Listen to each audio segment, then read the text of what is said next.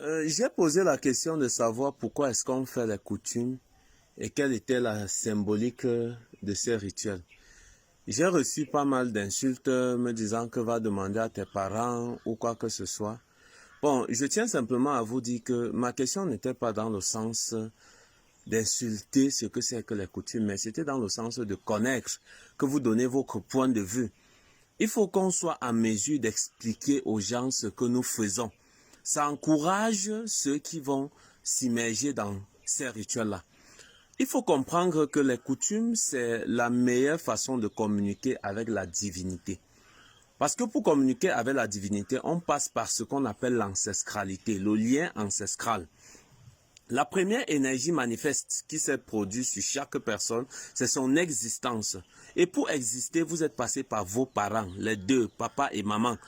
Et vos deux parents sont passés par leurs quatre grands-parents, les deux grandes-mamies et les deux grands-papis. Et on remonte, on a 8 arrière-grands-parents.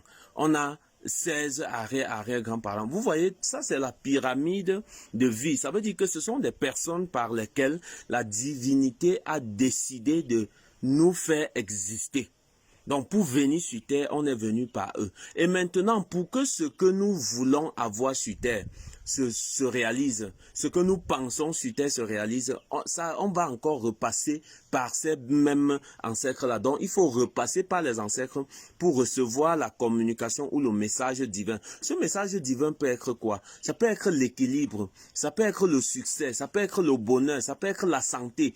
Tout ça, ce sont les messages divins qu'on peut décrypter maintenant et comprendre. Cependant, pendant la vie de ton papa ou d'un de tes ancêtres, il a pu faire des choses qui ne sont pas bien. Pas de son vouloir, parfois même pour sauver sa progéniture. Ceux qui sont parents peuvent comprendre. Des fois vous insultez, des fois vous volez, des fois vous bavardez ou des fois vous faites ce qui ne tient pas pour la cause de vos enfants, pour sauver l'enfant, pour aider l'enfant, pour faire ceci.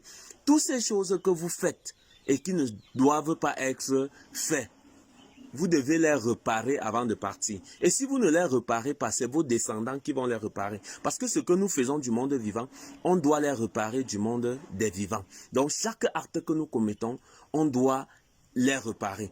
Si nous avons loupé, ça va attraper nos descendants. Parce que leur vie dépend de notre vie. Leur bonheur dépend de nous.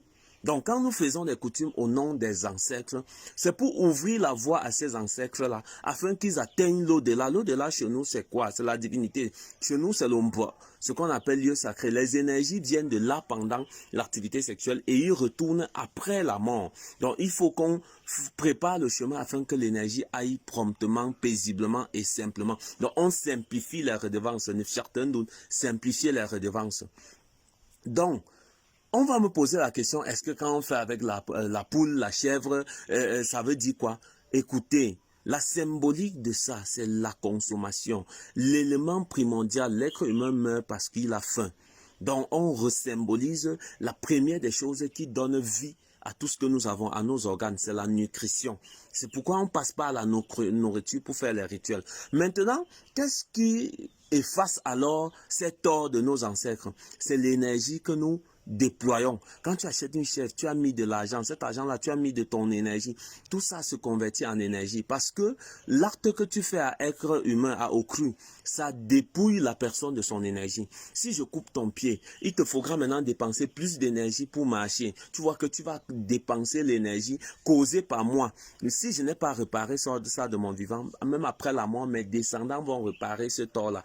Ils vont compenser cette énergie-là. Ils vont soigner ces blessures-là que j'ai eu à laisser dans la divinité qui est la nature. Donc, chaque acte commis doit être réparé. Et quand vous refusez de réparer les actes de vos ancêtres, ça veut dire que vous les bloquez. Et quand vous les bloquez, par conséquent, vous êtes bloqué vous-même. Donc, vous les bloquez de retourner et partir où ils doivent partir.